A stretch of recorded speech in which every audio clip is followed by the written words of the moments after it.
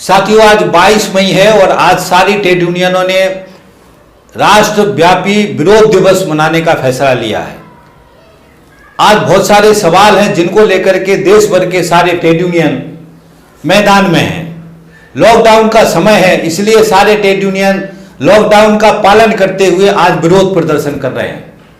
साथियों, हमको ये समझना है कि विरोध प्रदर्शन ये क्यों कर रहे हैं। कोरोना की महामारी के लिए जो सरकार को कदम उठाने थे वो सारे सही तरीके से सरकार ने कदम नहीं उठाए और कोरोना की महामारी के पीछे जिस तरीके के हमले सरकार करना चाहती थी, खासतौर से मजदूरों पे, किसानों पे, गरीबों पर लूट करना चाहती थी, उनको लूटना चाहते थे, वो सारी व्यवस्था को इस कोरोना महामारी के बीच में इसका बहाना पर बना करके वो सारे कानूनों को, श्रम कानूनों को संशोधन करने का काम किया।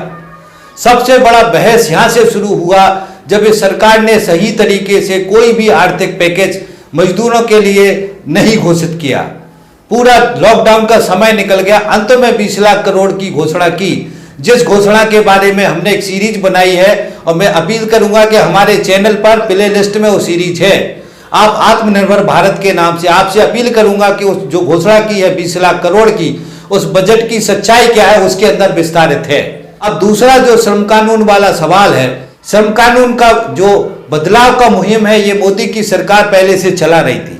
आपको याद है कि इन्होंने श्रम कानूनों को, 44 श्रम कानूनों को खत्म करके 4 संहिता बना रहे हैं।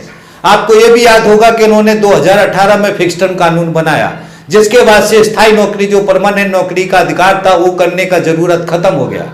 आपको यह भी याद होगा कि इन्होंने अप्रेंटिस एक्ट में संशोधन किया था। आपको यह भी याद होगा कि इन्होंने 2014 में जो जांच का अधिकार था, उस जांच के अधिकार को खत्म किया था नरेंद्र मोदी की सरकार ने। उसके बाद से श्रम कानूनों को धीरे धीरे करके खत्म करने की मुहिम चली। अंत में जो कोरोना का जो समय था, उसके पहले भी ये नरेंद्र मोदी की सरकार लोकसभा में और राज्यसभा में 40 श्रम कानूनों को खत्म करके 4 संहिता बनाने का प्रस्ताव पारित करा चुकी है। तो ये इस तरफ बढ़ रहे थे। इसी समय में ये जो वक्त आया, जो कोरोना का जो उस वक्त का फायदा उठा करके, क्योंकि मजदूर, गरीब सारे परेशान थे, इसका मौका उठा करके बीजेपी ने हमला बोल दिया। वो हमला इस तरीके से बोला कि जितने भी बीजेपी की सरकारें थी उन्होंने 8 घंटे की जगह 12 घंटे काम की घोषणा कर दी। 1986 का आंदोलन में ये 8 घंटे काम, 8 घंटे आराम, 8 घंटे समाज के लिए पाया था मजदूर ने। जो ट्रेड यूनियन राइट्स 1926 में, जो जितने भी श्रम कानून, औद्योगिक विवाद अधिनियम 1947, 1948, जो भी हमने आजादी के पहले श्रम कानून पाए थे, उनको इन सरकारों ने खत्म करने की घोषणा कर दी। उत्तर प्रदेश की सरकार ने तो अगले 3 साल के लिए सारे श्रम कानूनों को सस्पेंड करने का आदेश जारी कर दिया। मध्य प्रदेश की सरकार ने, जो है शिवराज सिंह चौहान की सरकार ने, सारे तरीके से श्रम कानूनों की जो मुख्य धारा है उनको खत्म करने का फैसला कर लिया। कारखाना अधिनियम, औद्योगिक विवाद अधिनियम, जो सारी धाराएं हैं, जो मजदूरों की सुरक्षा की धारा है कारखानों के अंदर, जो उनके स्वास्थ्य से जुड़ी धाराएं हैं, जो उनके जीवन से जुड़ी धाराएं हैं, वो सारी धाराओं को हटाने का सरकारों ने फैसला कर लिया। तो ये हमला था, ये हमला बहुत ही ताकतवर तरीके से हुआ, जो श्रम कानूनों को बदलने के नाम पे हुआ।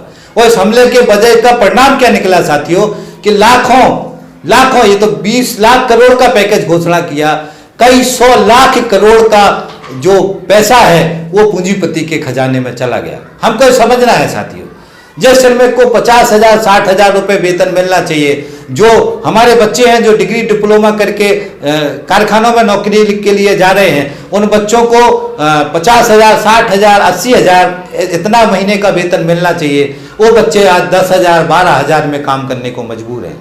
तो ये जो फायदा किसको हुआ, यदि जिस कारखाने में इस किसी श्रमिक को 50,000 वेतन मिलना है, उसको अगर 10,000 में काम कराया जा रहा, तो सीधा 40,000 महीने का फायदा हो गया। और 40,000 महीने का फायदा किसको हो गया, उस पूंजीपति को हो गया। आप अंदाजा लगा दीजिए, किसी एक कारखाने में यदि 1,000 श्रमिक हैं और 40,000 महीने का बचत हुआ तो कितना पैसा होता है। 1 साल में कितना बचत होगा, 5 साल में कितना बचत होगा। तो लाखों हजारों करोड़ का पैकेज अप्रत्यक्ष रूप से ये बीजेपी की सरकार ने, नरेंद्र मोदी की सरकार ने श्रम कानूनों पे हमला बोल करके मालिकों के पक्ष में दे दिया। उसके बाद से फिर उन्होंने 20 लाख करोड़ का पैकेज का घोषणा किया। 20 लाख करोड़ के पैकेज के अंदर सारा कुछ पूंजीपतियों को फायदा दिया। और मैं आपको याद दिलाना चाहता हूं कि जो पिछला नॉर्मल बजट था उसमें 5 लाख करोड़ का प्रत्यक्ष अप्रत्यक्ष रूप से सरकार बजट में भी छूट दे चुकी थी पूंजीपतियों को। तो ये हमको समझना है साथियों। और इसी के बहाने 20 लाख करोड़ के पैकेज के अंदर उन्होंने निजीकरण की मुहिम छेड़ दी। दो चीजें देश की जनता को समझना है। जो भारतीय जनता पार्टी का जो हमला है, बीजेपी की जो सरकारें हमला कर रही हैं, हमको अच्छी तरीके से समझना है। एक तो यह है कि मजदूरों को गुलामों की तरह, जो नई नौजवान पीढ़ी है उसको गुलामों की तरह उसकी श्रम की लूट ज्यादा से ज्यादा की जा सके, कम से कम पैसे में मजबूर करके उसको ब्लैकमेल करके ज्यादा से ज्यादा घंटे काम करवाए जा सके, कम से कम पैसों में ज्यादा से ज्यादा काम करा करके पूंजीपतियों का मुनाफा बढ़वाया जा सके। ये एक तो ये एजेंडा है। दूसरा एजेंडा है सारे साथियों के, जो पूरा देशी विदेशी जितना हमारा जो सरकारी संपत्ति है उस पर देशी विदेशी पूंजीपतियों का कब्जा कराना है। देशी विदेशी पूंजीपतियों को बेचना है। देशी विदेशी पूंजीपतियों को उनको घाटे में करके कम दामों में उनको बेचना है। जितनी भी आर्थिक संस्थाएं हैं उन पे कब्जा कराना है। यह बीजेपी का असल चरित्र है। इन्होंने दूरसंचार की जो कंपनी BSNL थी उसको नष्ट कर दिया, जियो को 4G का लाइसेंस दिया और जियो के सहारे तब ये सुरक्षा का मामला है। वो अभी वित्त मंत्री ने जो 8 घोषणाएं करी हैं उसमें हर सेक्टर में उसको निजीकरण करने का, निजी कंपनियों को छूट देने का फैसला किया। आप इसका जो हथियार बनाने वाली जो कंपनी है हमारी, उनमें 74% FDI की घोषणा कर दी। 74% FDI का मतलब है कि अमेरिका की वो जो दुनिया की बड़ी बड़ी हथियार बनाने वाली कंपनी है वो सारी हमारी कंपनियों को खरीद सकती हैं। वो खरीद करके फिर वो हमी को, हमारे यहाँ कंपनी को खरीद करके हमी को हथियार बना करके बेचेंगी। वो किस रेट में बेचेगी उनसे सरकार को खरीदना पड़ेगा। तो सरकार ने पूरी तरीके से निहत्था कर दिया देश को, और देश पर देशी विदेशी पूंजीपतियों ने हमला बोल दिया, और उस हमले में लूट में भारतीय जनता पार्टी पूरी तरीके से उनको स्पेस दे रही ताकि देश को लूट सके। तो यह परिस्थिति है साथियों। देश की लूट, प्राकृतिक संसाधनों की लूट, हर जगह लूट मची हुई है। कोल माइंस हो, सेक्टर हो, पब्लिक सेक्टर हो, बैंक हो, बीमा हो, रेलवे हो, हर चीज को बेचने में सरकार लगी हुई है। तो यह दुखद है। किसानी का जो हालत है अर्थव्यवस्था का है, किसान को सहयोग की जरूरत है। किसान को पूंजीपति लूट रहे हैं, उनको तरह तरह से फंसा करके, तरह तरह से योजना दिखा करके उनको लूट रहे हैं। सरकार अपना संरक्षण खत्म कर रही है। सरकार ने आवश्यक वस्तु अधिनियम से बहुत सारी जो खाने पीने की चीजें हैं उसको निकालने की घोषणा कर दी है। वायदा कारोबार, सटोरी है, सट्टेबाजी, ये सब चीजें इन्वॉल्व करने की सरकार कोशिश कर रही है। तो ये जो खेती पे हमला है, किसान पर हमला है, मजदूर पर हमला है, उसी के साथ में साथियों ये बहुत ही दुखद है। और इसी के साथ में साथियों फुटकर व्यापार, 100% FDI, फुटकर व्यापार का जो सेक्टर जिसमें कई करोड़ लोगों को रोजगार है, इसमें देशी विदेशी कंपनियों को उन्होंने छूट दे दी है। इसमें ऑनलाइन मार्केटिंग को छूट दे दी है। दुनिया की जितनी बड़ी बड़ी मल्टीनेशनल कंपनियां वो हमारे देश में आके बड़े बड़े मॉल्स खोल रही हैं। वो बाजार पे कब्जा करने की कोशिश कर रही है, गांव तक नेटवर्क अपना डेवलप कर रही हैं। तो इससे पूरा जो फुटकर व्यापार है वो नष्ट हो जाएगा। तो ये सरकार की जो नीतियां हैं, ये सरकार गलत नीतियों पे चल रही है। ये साथियों नीतिगत सवाल है जिसको हमको समझना है। इसके साथ में साथियों सरकार की निर्दयता देखो। कोरोना के चक्कर में कितने मजदूर पैदल चल रहे, किस तरीके की तस्वीरें हमारे सामने आ गई, हम सोच नहीं सकते। ये सरकार खुद भी कुछ नहीं कर रही है। जो लोग शिफ्ट हो रहे, पैदल चल रहे, उनको गाड़ियों से बैठा कर उन घर तक पहुंचाया जा सकता है, मगर कुछ ही हुआ। बाकी आज भी लाखों करोड़ों लोग पैदल चल रहे हैं, मर जा रहे हैं रास्ते में, भूखे प्यासे चल रहे हैं। ये सरकार कुछ नहीं कर रही उनके लिए।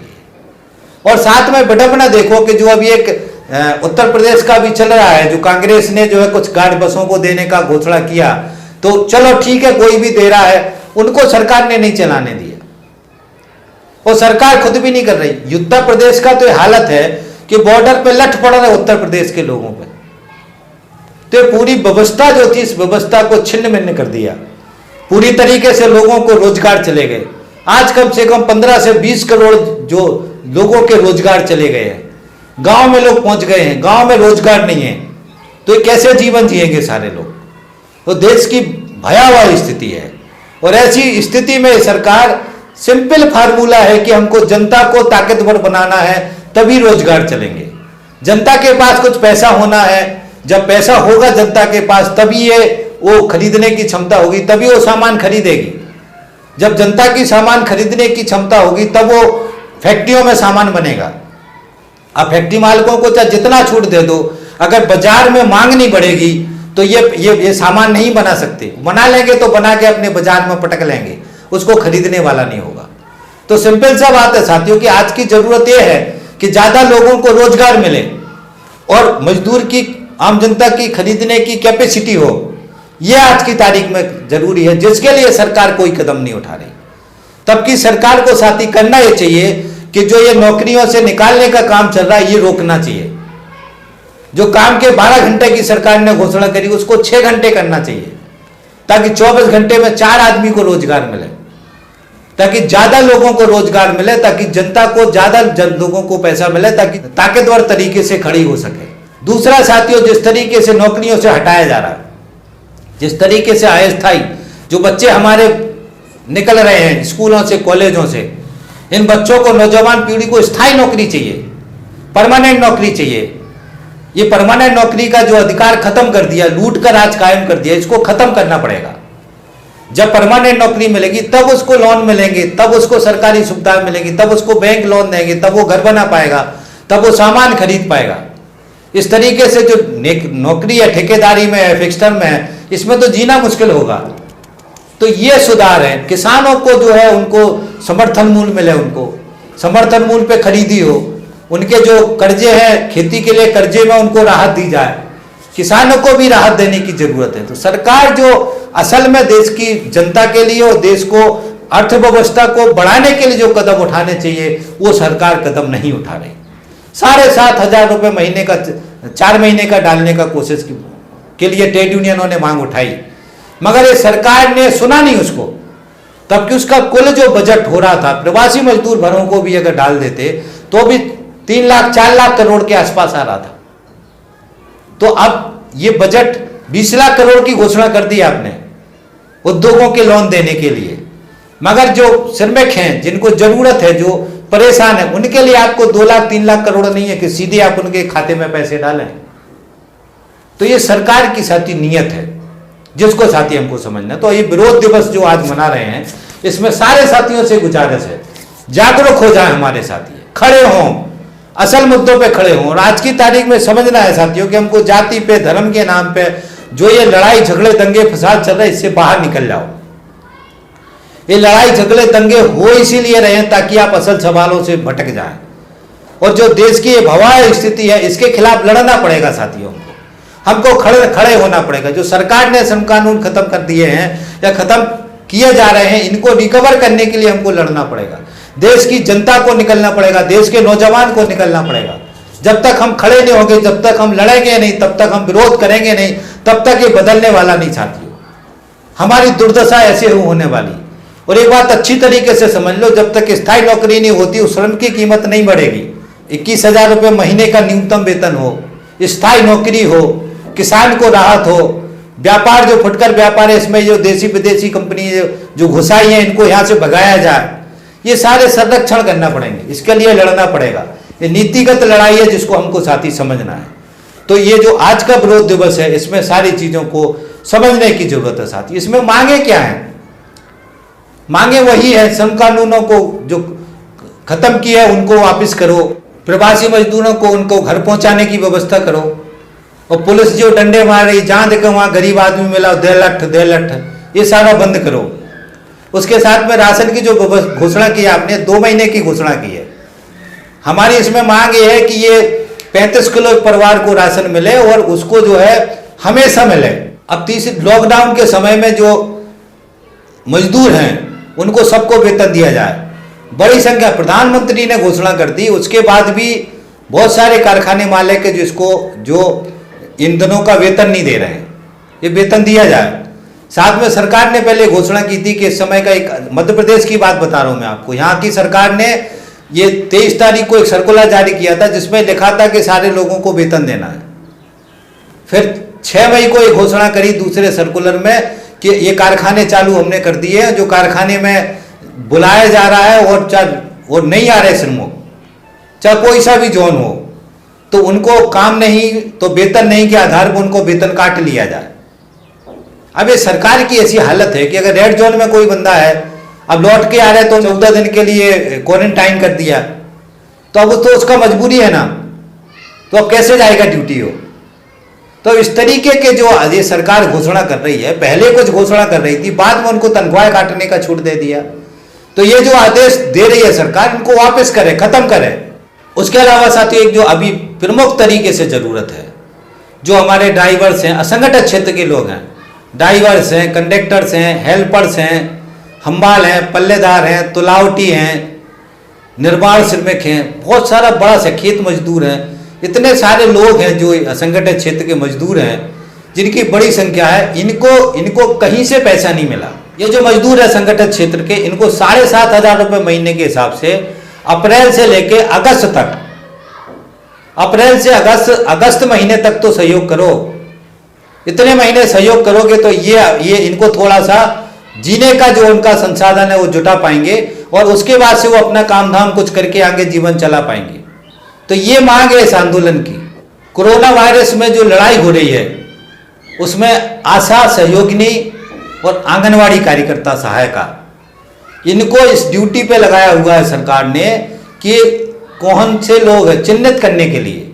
आशा को क्या देते हैं ये 2,000 रुपये, आंगनवाड़ी कार्यकर्ता को कर्मचारी नहीं मानते। तो ये जो प्रमुख रूप से लड़ रहे हैं, इनको हम सैल्यूट करते हैं। और जो ये लड़ रहे हैं सामने, इनको कम से कम जो अन्य स्वास्थ्य कर्मी हैं, कम से कम 10,000 तो दो यार। ये मांग इस आंदोलन की है। उसके साथ में साथियों जो डॉक्टर्स हैं, नर्सेस हैं, आंगनवाड़ी कार्यकर्ता, इनको सबको पीपी किट, सुरक्षा के उपकरण, साधन, ये सारे उपलब्ध कराएं। आज भी ये सही तरीके से उपलब्ध नहीं है, बहुत जगह शिकायत है। कुछ जगह मिल रहे हैं, कुछ जगह आज भी नहीं मिल रहे हैं।